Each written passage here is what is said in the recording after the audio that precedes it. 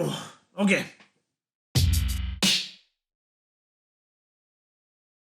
My name's Tabs.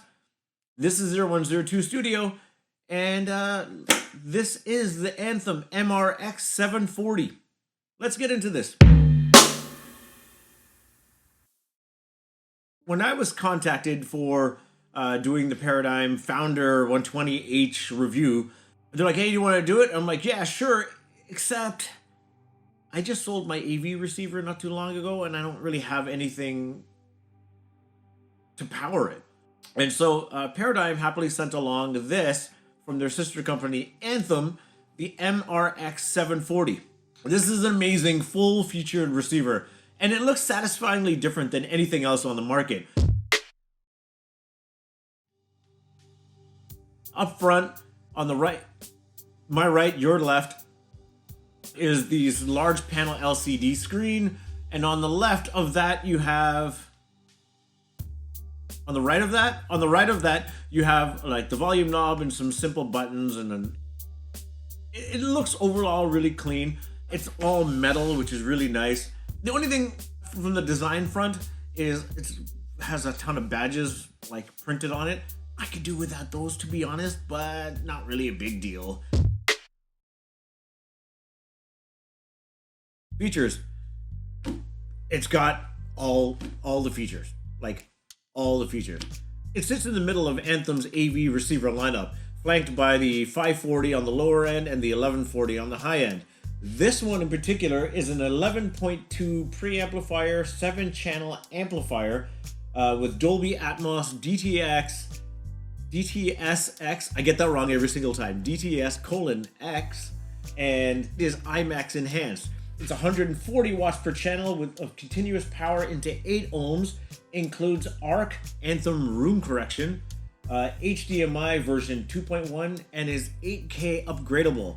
Though I did notice on the website that there are some 8K new models on the horizon. So, dude, you have to see the back of this thing. It is just...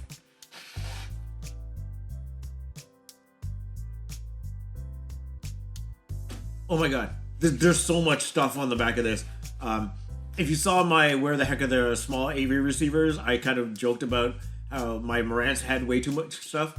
This has everything else.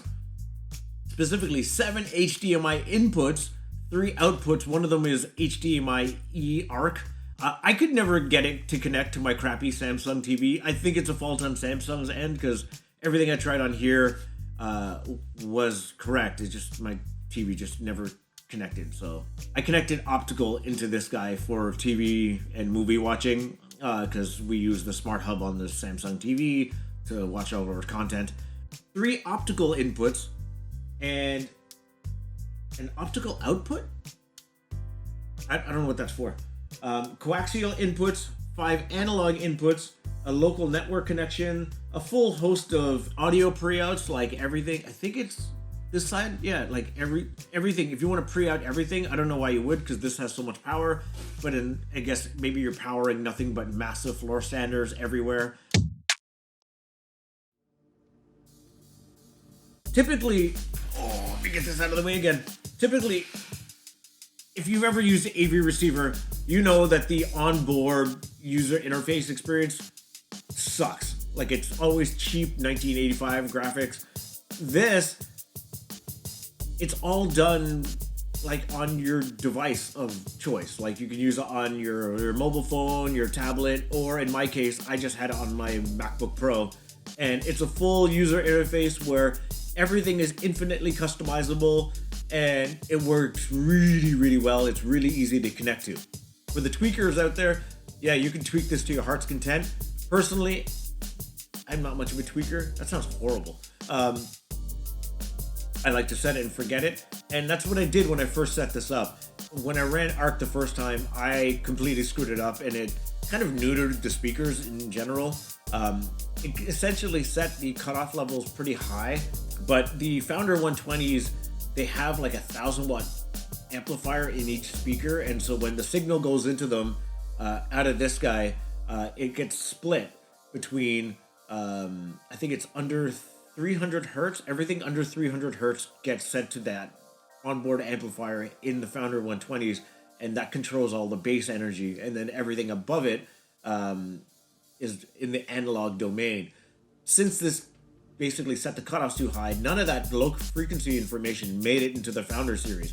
And so when I got on the horn with Paradigm, I was like, why does this sound so bad? They're like, oh, you screwed up and you said it wrong. So I essentially ended up setting the floor standards to full range, and then dropping the cutoff to a more befitting cutoff for speakers of this size. I only tried this with the Founder series and my B&W speakers for 2-channel.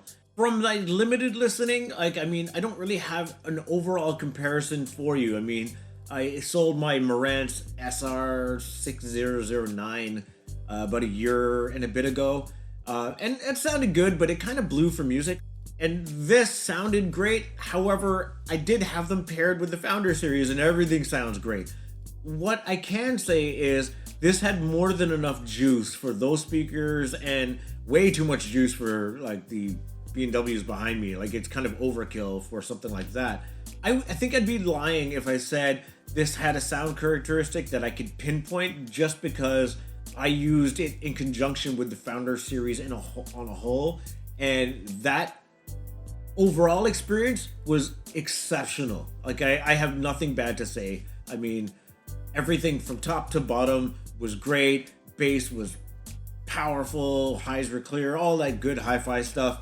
I can really just speak to how easy this was to have in my setup. With this being so infinitely customizable, you can set up different sound profiles for different configurations. And so you could have like your home theater setup configured one way, and then if you had other speakers, if you were so lucky, you could customize it again for a different setup, or just maybe the front 3. And then also you could have different sound modes for 2-channel, which is what I did. I guess if you had, again, multiple speakers or multiple different types of speakers, you can customize the 2-channel and have multiple 2-channel profiles set up so that you can easily toggle between them. So if I was going from the Founder series to then these guys, or then the LCRs that I'd used for 2-channel, I could essentially just go in and set up custom profiles for each one of those speakers, and then choose that one when I decided to switch out, without having to go back and rejig everything to make sure I had the optimal sound experience. It's all configured in the box or on the web user interface, and then uploaded to this guy in seconds. I mentioned this in my Founders review that if you were to get this, or if I was to get this, I would never buy an integrated amplifier. This performed as well as my NAD, better than my NAD, but just as good as my Cambridge audio amplifiers. Like, this sounded really, really good. It was a really good home theater amp and a really good 2-channel amp as well. And that, for me, kind of justifies the price tag on this. $32.99 Canadian. What that is in US is less, something like that. That's pretty good value though in today's terms. I mean, like, you're hard pressed to find like a 50-watt integrated for under $1,000. The Cambridge I have upstairs retails for like the CXA 60. There's a 61 out now. I've seen it go for like 1,300 Canadian.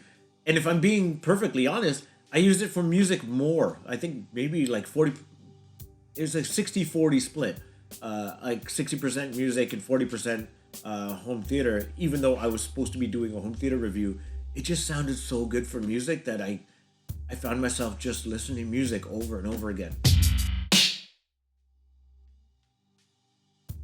MRX 740, it just rules. It was an amazing partner for the Founder series theater package. Never once did I feel like I was out of juice. I was able to just seemingly turn up the volume willy-nilly and not worry about it.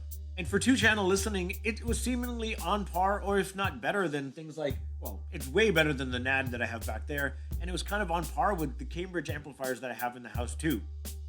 It's really, really good for 2-channel listening, and I think I mentioned it off the top, but if you need like a do-it-all like AV receiver that you also want to use for music, this is the one.